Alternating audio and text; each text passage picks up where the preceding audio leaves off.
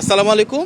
গণমাধ্যমের প্রিয় সাংবাদিক ভাই ও বোনেরা, আপনারা নিশ্চয়ই অবহিত রয়েছেন যে কিছুদিন আগে সুইজারল্যান্ডের জেনেভাতে ইন্টারন্যাশনাল লেবার অর্গানাইজেশন বা আইএলও, যেটা আন্তর্জাতিক শ্রম সংস্থা, সেটার গভর্নিং বডি মিটিং ছিল। সেখানে বাংলাদেশ থেকে সরকারের পক্ষ থেকে আমরা প্রতিনিধিত্ব করেছিলাম। শ্রম এবং কর্মসংস্থানের মাননীয় মন্ত্রী আরিফুল হক চৌধুরী ছিলেন সেখানে। এর পাশাপাশি আমাদের মন্ত্রণালয়ের গুরুত্বপূর্ণ কর্মকর্তাবৃন্দ ছিলেন এবং আমি ছিলাম। সেখানে গিয়ে আমরা অত্যন্ত আনন্দের সাথে দেখতে পেয়েছি যে বাংলাদেশে যে অবাধ, সুষ্ঠু এবং গ্রহণযোগ্য নির্বাচন হয়েছে, ত্রয়োদশ সেই জাতীয় সংসদ নির্বাচনে নির্বাচিত গণতান্ত্রিক সরকারকে বিশ্বের প্রায় প্রতিটি গণতান্ত্রিক রাজনৈতিক শক্তি যারা, তাদের ধারাবাহিকতায় প্রতিটি সরকার অত্যন্ত আনন্দঘনভাবে আমাদেরকে স্বাগত জানিয়েছে। আমাদের নির্বাচিত প্রধানমন্ত্রী, গণমানুষের নেতা জনাব তারেক রহমানকে প্রতিটি দেশ থেকে অভিনন্দন জানানো হয়েছে এবং আমাদের এই সরকারের সাথে একসাথে কাজ করার জন্য, সহযোগিতার জন্য আহ্বান জানানো হয়েছে।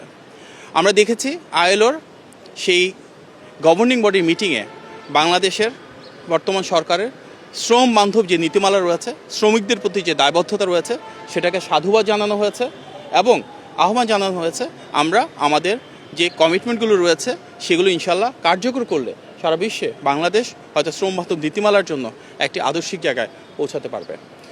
সেখানে আমরা আইএলওর যিনি মহাপরিচালক রয়েছে ওনার সাথে মিটিং করেছিলাম এবং ওনাকে আহ্বান জানিয়েছি ইনশাল্লাহ জুন মাসে আইএলওর মহাপরিচালক বাংলাদেশে আসবেন এবং তিনি আমাদের মাননীয় প্রধানমন্ত্রীর সাথে ইনশাল্লাহ দেখা করবেন। আমরা ইন্টারন্যাশনাল টেলিকমিউনিকেশন ইউনিয়নের সাথে দেখা করেছি, যেটি জাতিসংঘের একটি সংগঠন।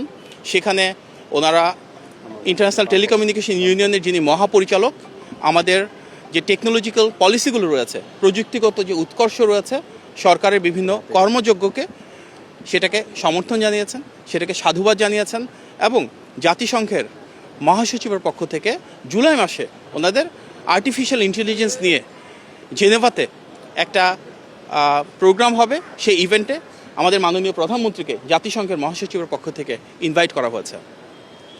আমরা আইএলওর সেই গভর্নিং বডির একটা পর্যায়ে সৌদি আরবের সাথে দ্বিপাক্ষিক মিটিংয়ে অংশগ্রহণ করি।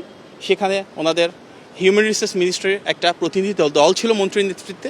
সেখানে বাংলাদেশ থেকে কিভাবে সৌদি আরবে আরও বেশি দক্ষ এবং যোগ্য শ্রমিক আমরা পাঠাতে পারি, আমাদের যেসব টেকনিক্যাল ট্রেনিং ইনস্টিটিউট রয়েছে সেখানে কিভাবে একসাথে কোলাবোরেশন বাড়াতে পারি, আরবি ভাষা শিক্ষার ক্ষেত্রে কিভাবে সৌদি আরবের যে কারিগরি উৎকর্ষ রয়েছে সেটাকে আমরা ব্যবহার করতে পারি, এই ধরনের দ্বিপাক্ষিক সম্পর্ক উন্নয়নে আলোচনা হয়েছে। এবং আমাদের মূল লক্ষ্য বাংলাদেশ থেকে সৌদি আরবে যে জনশক্তি রপ্তানি হয় সেটা আনস্কিল্ড, সেমি স্কিল্ড এবং স্কিল্ড প্রত্যেকটা ক্ষেত্রে আরও কীভাবে বাড়াতে পারি। আমাদের মূল উদ্দেশ্য এই গণতান্ত্রিক বাংলাদেশে যেন আমাদের যে তরুণীরা রয়েছেন, যুবক রয়েছেন, যুবতীরা রয়েছেন, ওনাদের দেশের ভেতরে, দেশের বাইরে আমরা ব্যাপক কর্মসংস্থান সৃষ্টি করতে পারি। সেজন্য ওনাদেরকে দক্ষ এবং যোগ্য হিসেবে গড়ে তোলার জন্য আমাদের মাননীয় প্রধানমন্ত্রী যেভাবে তৃতীয় ভাষার উপর গুরুত্ব আরোপ করছেন, সেই ভাষা শিক্ষার মাধ্যমে ওনাদেরকে সারা বিশ্বের জন্য একটি রোল মডেল কান্ট্রি গড়ে তুলতে পারি জনশক্তি রপ্তানিতে। সেই জন্য সৌদি আরবের সাথে আমাদের আলোচনা হয়েছে। সামগ্রিকভাবে সুইজারল্যান্ডের জেনেভাতে আমাদের যে ভিজিট, তার মাধ্যমে সমগ্র বিশ্ব থেকে গণতান্ত্রিক বাংলাদেশ সরকারের প্রতি যে সমর্থন এবং সাধুবাদ এবং গণমানুষের নেতা নির্বাচিত প্রধানমন্ত্রী জনাব তারেক রহমানের প্রতি স্বতঃস্ফূর্ত সমর্থন এবং জনগণের এই সমর্থনের প্রতি সামগ্রিক বিশ্বের যে আবেগ, আকর্ষণ রয়েছে সেটা প্রতিফলিত হয়েছে।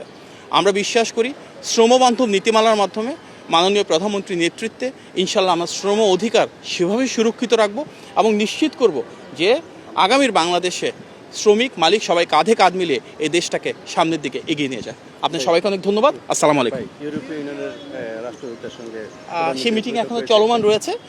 মিটিং সমাপ্ত হওয়ার পরে সেটি নিয়ে প্রেস ব্রিফিং করা হবে এখানেই। ধন্যবাদ। আসসালামু আলাইকুম। Thank you.